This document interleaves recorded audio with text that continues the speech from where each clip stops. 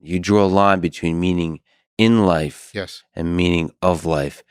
Do you think this is a useful question?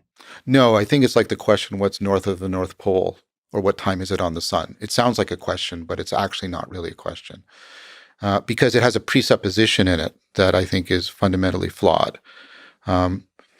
If I understand what people mean by it, and it's actually often not that clear, but when they talk about the meaning of life, they are talking about there are some feature of the universe in and of itself that I have to discover and enter into a relationship with. And there's, in that sense, a plan for me or something. And so that's a property of the universe. That's a very deep, serious metaphysical ontological claim. You're claiming to know something fundamental about the structure of reality. There were times when people thought they had a worldview that legitimated it, like God is running the universe and therefore, and God cares about you and there's a plan, etc.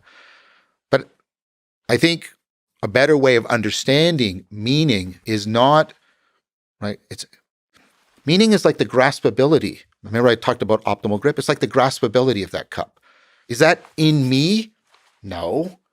Is it in the cup? No, because the fly can't grasp it, right? Well, graspability is in my hand. Well, I can't grasp Africa. No. There is a real relation, fittedness between me and this cup. Same thing with the adaptivity of an organism. Is the adaptivity of a great white shark in the great white shark? Drop it in the Sahara, dies. Okay? Meaning isn't in me. I think that's romantic bullshit. And it isn't in the universe. It is a proper relationship. I've coined the phrase transjective. It is the binding relationship between the subjective and the objective. And therefore, when you're asking the question about the meaning of life, you are, I think, misrepresenting the nature of meaning. Just like when you ask what time is it on the sun, you're misrepresenting how we derive clock time. At the risk of disagreeing with a man who did 50 lectures on the meaning crisis, let me hard disagree. But I think we probably agree. But it's just like a dance, like any dialogue. I think meaning of life gets at the same kind of relationship between you and the glass of water, between whatever the forces of the universe that created the planets, the proteins, the multicell organisms, the intelligent early humans, the beautiful human civilizations, and the technologies that will overtake them.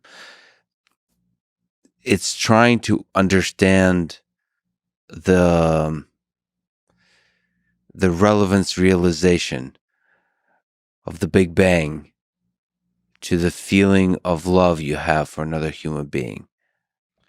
It's reaching for that, even though it's hopeless to understand. It's the question, the asking of the question is the reaching.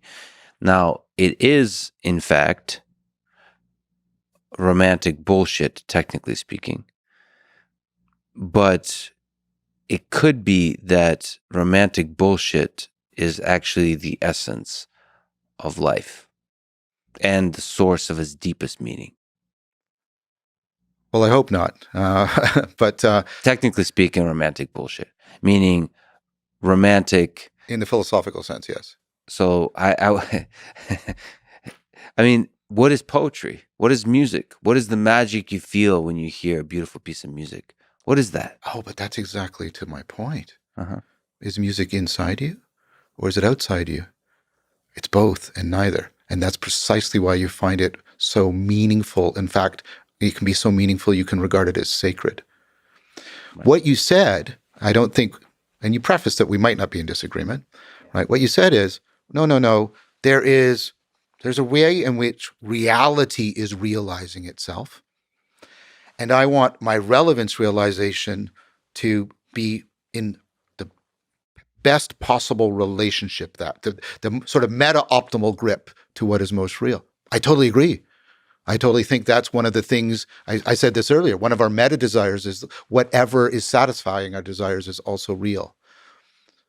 I do this with my students. I'll say, because romantic relationships are sort of take the role of God and religion and history and culture for us right now. We put everything on them, and that's why they break. But right, Strong words. Yeah, got it. but I'll say to them, okay, how many of you are in really satisfying romantic relationships? Put up your hands. And I'll say, okay, I'm now only talking to these people. Of those people, how many of you would want to know your partner's cheating on you, even if it means the destruction of the relationship? 95% of them put up their hands. And I say, but why? And here's my students who are usually all sort of bitten with cynicism and postmodernism, and they'll just say spontaneously, well, because it's not real. Because it's not real. Mm-hmm.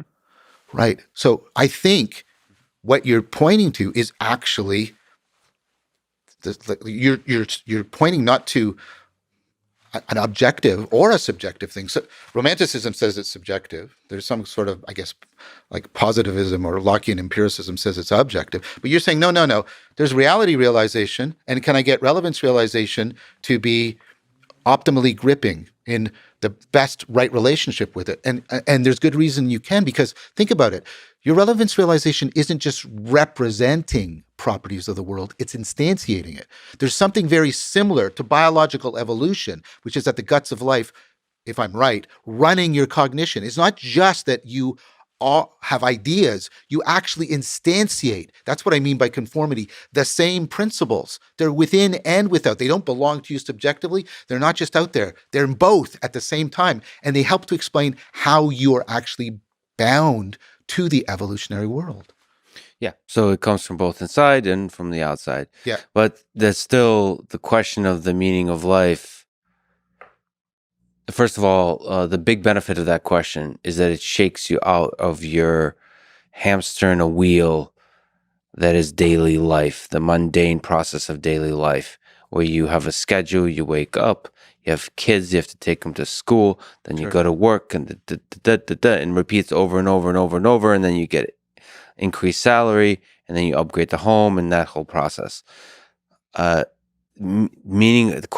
about the meaning of life is so full of romantic bullshit that if you just allow yourself to take it seriously for a second, it forces you to pause and think, like, what's going on here? And then it ultimately, I think, does return to the question of meaning in those mundane things. Yes. What gives my life joy? What gives it lasting deliciousness? Where do I notice the magic, and how can I have that magic return again and again? Beauty. And that ultimately what it returns to. But it's the same thing you do when you look up to the sky. You spend most of your day hurrying around looking at things on the surface. But when you look up to the sky and you see the stars, it fills you with a feeling of awe that forces you to pause and think in full context of, like, what the hell is going on here? That, but also I think there is when you think too much about the meaning of a glass and relevance realization of a glass, you don't necessarily get at the core of what makes music beautiful. So sometimes you have to start at the biggest picture first.